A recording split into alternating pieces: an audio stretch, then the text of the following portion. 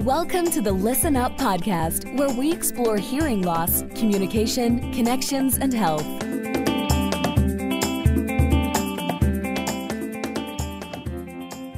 Dr. Mark Sims here. I'm the host of the Listen Up podcast, where I feature top leaders in healthcare. This episode is brought to you by Arizona Hearing Center. I help patients to effectively treat their hearing loss so they can connect better with family and friends and remain independent. The reason I'm so passionate about helping patients is because I lost my brother Robbie twice. First from his hearing loss from radiation to his brain tumor, and again when he passed away. I only care for ears. I'm the ear of ENT who has performed over 10,000 surgeries over the past 20 years. I'm the founder of Arizona Hearing Center. I'm the author of Listen Up. Go to listenuphearing.com, or you can go to AZ Hear and contact us with questions or email us for any problems or questions you have. Today, I'm really excited. I have Dr. Drew Dundas here. He's with me, where he is an awesome audiologist. He's the vice president of audiology and product strategies at Earlens. He is an accomplished academic audiologist who worked at the Cleveland Clinic, Vanderbilt, and UCSF. You know, guys know that, but those are all heavy hitters in the hearing and hearing loss world. I've worked with him in terms of the Earlens, and he provides an excellent bridge between the Earlens and clinical practice. I'm excited to have him today on Listen Up. Welcome, Drew. Thanks for coming. Thanks, Dr. Sims. It's a pleasure to be here with you. Sure. That's great. Hey, so, I'm always interested. Tell me about your journey. Like, how did you get, everybody always asks, like, well, I started out as a young man and I ended up being an academic doctorate audiologist. How'd you get there? Cutting down on the long story, I was really interested in trying to get into the space program when I was high school and undergraduate. And I had studied neuroscience and physics in my undergrad and thought that that'd be a great underpinning. But I happened to take a course that was related to hearing imbalance and how the ear was able to control for those things or contribute to those things. And I got just absolutely fascinated about it and realized that it might be a great way to get into the space program to be studying balance because of the issues that they have on the ISS and adapting to life in space. And ended up taking a master's degree in audiology and kind of got sucked into the dark side of the hearing side instead of the balance. Yeah, it's just so amazing and so impactful to people's lives. So I've been very fortunate to kind of work my way through and the academic system and, as you mentioned, work in such great leading places where creative thinking and research is really encouraged. And it's been an interesting journey. Oh, that's great. Thanks for sharing with me. So you still want to go to space? I would love to. They ended up telling me that I was too tall, so I was cut from the application process early on. Apparently, but obviously there are some of your colleagues in the area you work in who are trying to build rockets for commercial use. So that's true. That's true. Yeah, I'll have to get to know Elon and see how that goes. Yeah, or the guy up in Seattle too, right? Right. He's doing stuff too. You or the guy for Virgin, right? They're all trying to take people to space. It sounds like so. Yeah, definitely. Well, I hope you get there. That's an awesome aspiration. So tell me, I always love to talk to people about what was the most impactful, there's always people have a story, there's a patient where I'm like, wow, this really rocks what I'm doing. This is awesome. So, it might be one, it might be multiple, but there's this point where I think most clinicians have that leverage, like, wow, what I do is awesome.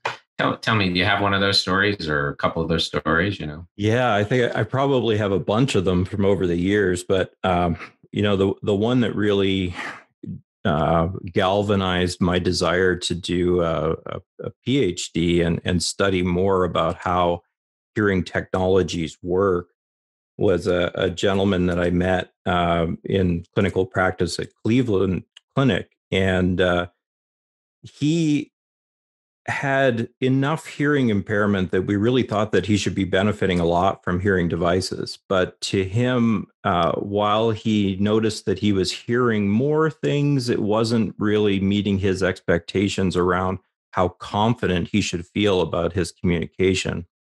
And working with him and trying to understand what that link between his confidence and ability to perform effortlessly, and the audibility improvements that we could provide him with hearing aids at the time really sort of made me think, boy, there's a lot that we don't understand about what matters to people. And that ended up being the subject of my dissertation, looking at a measure that I ended up calling communication confidence, as we varied the amount of noise that people were trying to understand speech in, going from a very easy environment to a very difficult environment, and how it impacted things. And it was really interesting to see the differences that emerged between people with varying degrees of hearing impairment and people with normal hearing, in that people with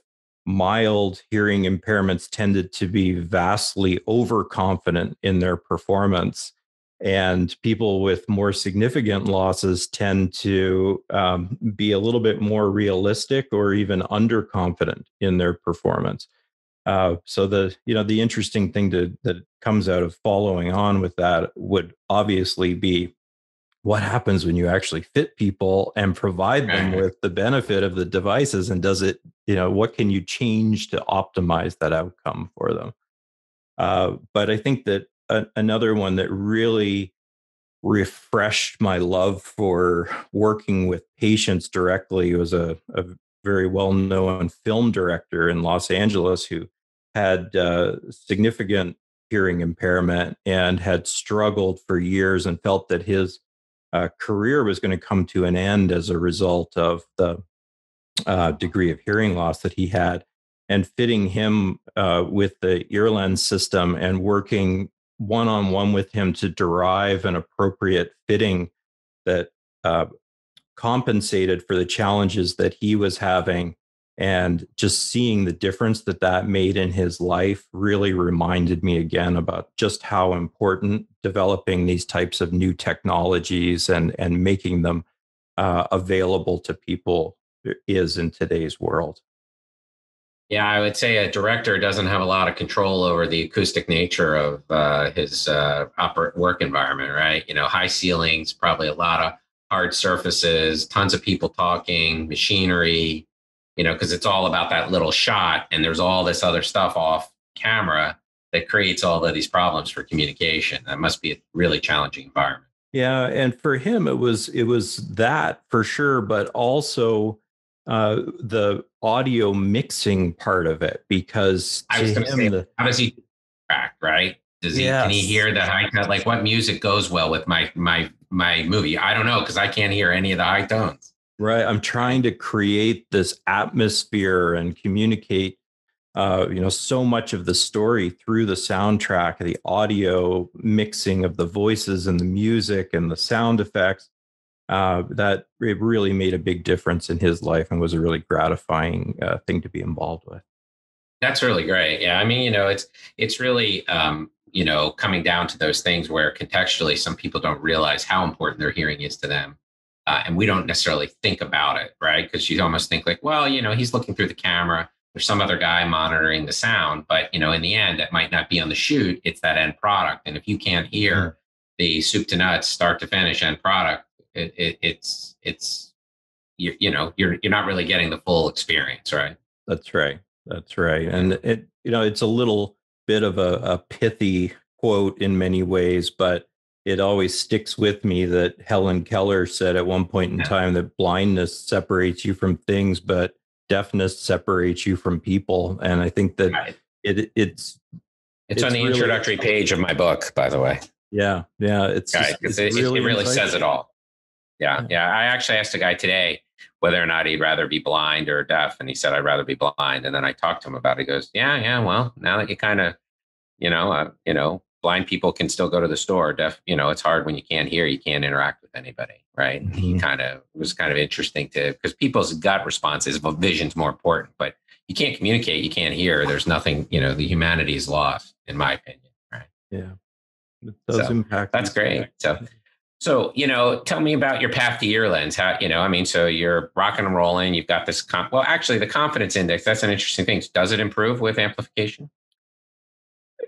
The early pilot data that we collected did suggest that, yes, if you provided people with improved audibility, which is really the fundamental concept that has to occur with proper audiologic and hearing rehabilitation, uh, it does seem to bring it back in line with what you would expect for normal hearing people.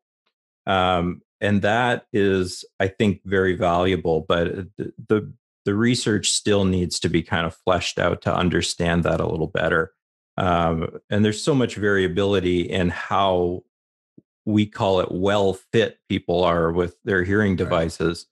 That comes down That's an to understatement. yeah, it comes down to the professional who's are they doing their job to best practices standards, and are they choosing devices for you that are able to provide you with that improvement in audibility? Um, Yeah, I mean, as I delve more and more into the hearing loss world, I tell patients this now, like there's two big populations that are concerned. One is what I call the untreated, and we know that's an epidemic, 80% mhm, of people with hearing loss. But there's a whole nother world, and that's the undertreated hearing loss, right? So people who actually think their hearing loss is treated, right? Because they've got devices, but they don't actually realize that their audibility to what you're talking about is not maximized. And so the big thing I use is and it's like people are used to it. I use blood pressure as an example, right? You go to your primary care, your blood pressure is 210 over 110. Your primary care doctor gives you a blood pressure pill. Now your blood pressure is 160 over 90. So you can walk around saying, "Hey, my blood pressure's treated." It's just not well treated. And I think unfortunately there are a lot of people out there from a hearing loss point of view because it's like, they get hearing aids and it's like giving somebody a blood pressure pill and then never measuring their blood pressure again, right? Because mhm. they don't get follow up, they don't get validation, they don't get anything that shows that the treatment worked. And so I always say to people, like, look, you need it validated to make sure. And I think that's a huge thing in terms of all these problems, right? Yeah, I think it's incredibly important, and the academic research really supports that idea as well. There are even brain imaging studies that have come out in the last few years that show that there are plastic or neuroplastic changes to our brains that occur with even mild hearing impairment, and that they can be reversed if treated with hearing impairment, but only if the treatment is done properly. Correct. And this is what worries me about the rise of many of the direct to consumer and over the counter type devices that really treat it as if it's reading glasses. You put them on, I can see, great, I'm good to go. That's not what hearing is like. It's a much more complicated experience and a much more complicated system to address. Right. And I actually use vision a lot. So I always say to them, how do you know what you don't hear? They kind of look at me and I go, that's the whole problem, right? With vision, Mhm. when you can't make out the A, when you return it to an A, but you don't know what you're not hearing. And so Yeah. it's the problem is it's a perceptual absence, not a perceptual misperception, right? So it's a harder thing for people to understand that they have. Yeah, that's a So good insight and a good analogy as well. It's not just about being able to read down to DEFPOTEC at the right. 2020 line, right? It's Right. And so that's become my passion is communicating hearing loss to people in a way that's digestible for them, right? Not kind of bridging. And that's why I'm talking to people like you to bridge between these two worlds so people can kind of understand it. Because I think, the research great, but you got to be able to get it to a message where they can kind of understand it and consume it, right? And so, I mhm. say getting hearing aids is different than getting your hearing loss well treated, right? And so I would say if you want to get hearing aids, go to the same place where you get meat trash bags and toilet paper because they have plenty of hearing aids for you, right? But that's not Right. getting your hearing loss treated, right? And so it's a kind of thing. So tell me, so you're passionate. It's great about how did you end up at Earlens? Like, so what was your path to that? Well, I was at UCSF Medical Center in San Francisco as the director of the audiology program there, and it was really a fortunate situation to be in. I was very happy to have reached what I thought was going to be the sort of pinnacle of my career, You're gonna prestigious go homestead institution. there and stay there for. Yeah. Yeah. Pension plan, whatever. Great opportunity and great colleagues to work with. But I had the happy, fortuitous call from Dr. Rodney Perkins, sort of Silicon Valley and medical Steve Jobs equivalent in many ways, one evening, and he mentioned that he had read a paper that I had recently published about self-customization of hearing uh, hearing aid parameters while I was doing research at Starkey Hearing Technologies, and uh, he was really interested in that and felt that there was an opportunity that I might be interested in, and we got together and talked a little bit about the opportunity to move into the medical device field and potentially have an impact on the lives of millions of people with hearing impairment. And that felt very appealing to me. And I ended up leaving. We worked on a different startup company first called Soundhawk that was focused around trying to help people with what we called situational listening difficulty. So, very early hearing impairments. You struggle in a restaurant, but the rest of the time you're really okay. And that was focused on them, and we worked on that for a few years. And then I joined Earlens as I started to realize just how fundamentally different the technology was in terms of its ability to provide people with a great listening experience, as well as that critical audibility to maximize performance. Yeah, I know you have some time, so we're going to do a whole episode another time if you'll indulge me on the difference between ear lens and air conduction. I think it's it's really something for people to understand and how it is game changing. A direct drive where we directly drive and skip the whole ear canal is a pretty amazing thing, especially when you look at some of the issues with hearing aids like feedback, gain limitations from the size of the ear canal, all of the stuff that this technology has overcome.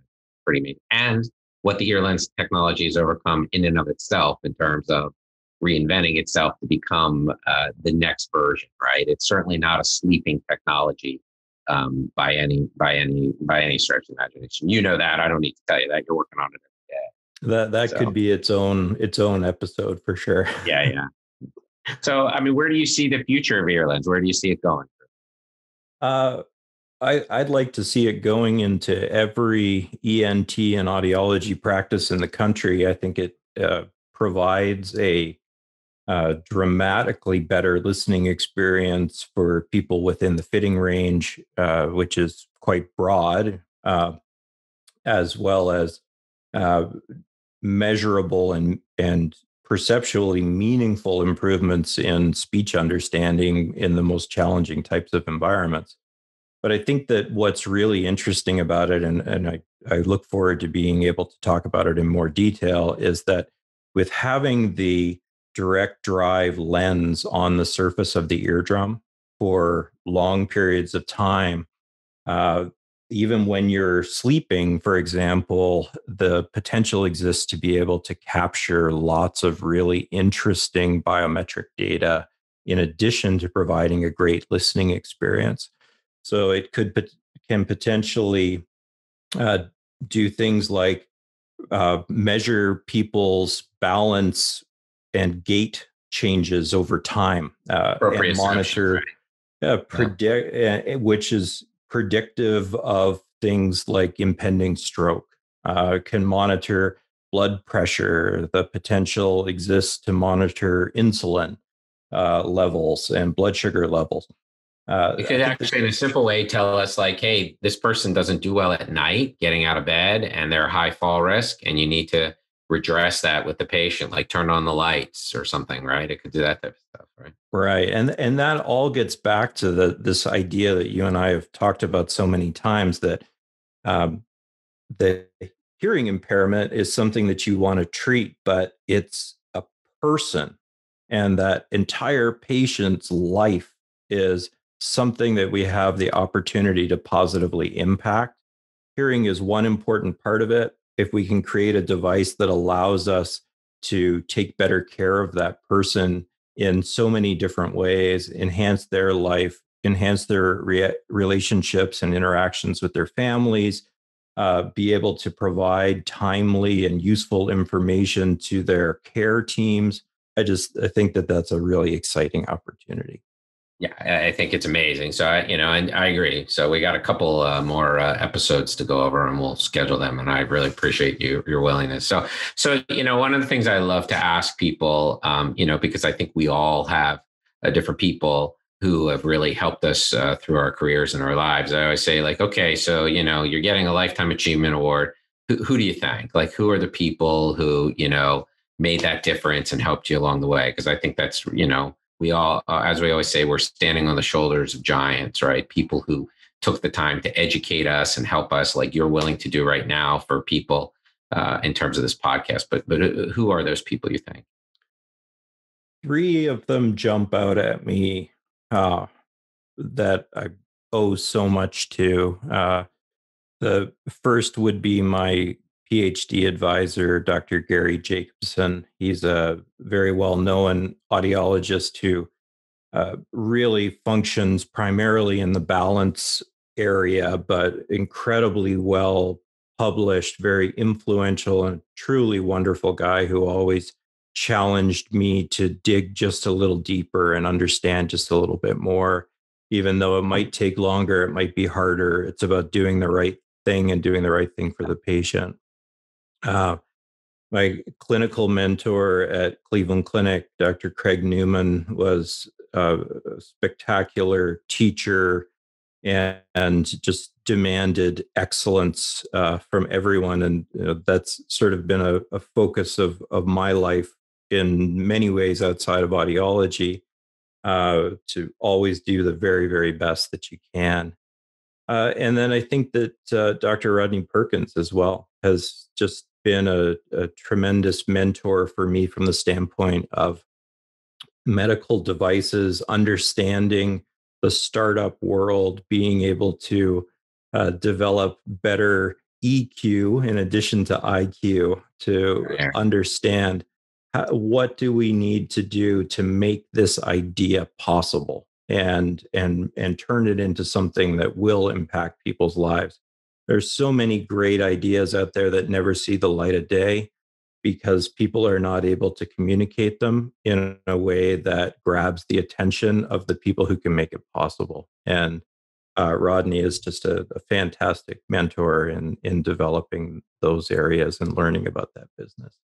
Yeah, that's a very complex journey, right? Because you got, and then other people have all these emotional feelings about the concept and navigating all that. Yeah, that's really great. And, I think we're all very fortunate to have wonderful mentors, somebody who's taken us and helped us. I mean, and I just want to say I really thank you because I'm a knuckle dragging clinician sometimes who doesn't get all this audiology stuff, and you're willing to explain it to me, and I appreciate that. But I truly want to try to understand this technology and the differences and be able to communicate that to people. I mean, it's kind of interesting. I'm turning into a little bit of a clinical audiology geek out of the otologic world. I'm kind of shifting over there, but it's an impact thing too, right? I can only do, I mean, this is a huge health problem that people don't understand, the cognition, all these issues. It's huge. Right. It is absolutely huge. And that interplay between audiology and otolaryngology, otology, I think is somewhere that both fields could benefit from greater interaction because there is so much crossover from physiology, anatomy, perceptual, and technology standpoint. I've had the good fortune in my career to work with many otologists, neurotologists, and otolaryngologists who took the time to not dismiss my curiosity about what was happening from a surgical or anatomical standpoint or a treatment standpoint, but rather take the time to educate me. And it has helped me tremendously in understanding how am I going to address this problem for someone, either clinically or in engineering a new device. So I enjoy it. And if you're the knuckle dragging clinician, then I hope we have more of those around. So. Well, I mean, the reality is we all have the same wants, right? We all want to get to the same place. Maybe we have different ideas. So, well, this has been really great, Drew. I really appreciate your time. Guys, we've been talking to Drew Dundas. He's vice president at Earlens. How do people get a hold of you or learn more about it? LinkedIn? Where else? Yeah, I think the easiest way is to visit earlens.com, EARLENS.com. Definitely. Sorry? The backdrop behind your head. That's right. The backdrop behind my head. Exactly. Just learn a little bit more about that technology. Always love to hear from people and understand how we can better meet their needs. Our customer service line is a great way to get in touch with me as well. So be happy to take a call. And I appreciate you having me on, and I look forward to future conversations. Yeah, thanks. I appreciate it very much, Drew. That's great. Thanks for tuning in to the Listen Up podcast. We'll see you again next time, and be sure to click subscribe to get updates on future episodes.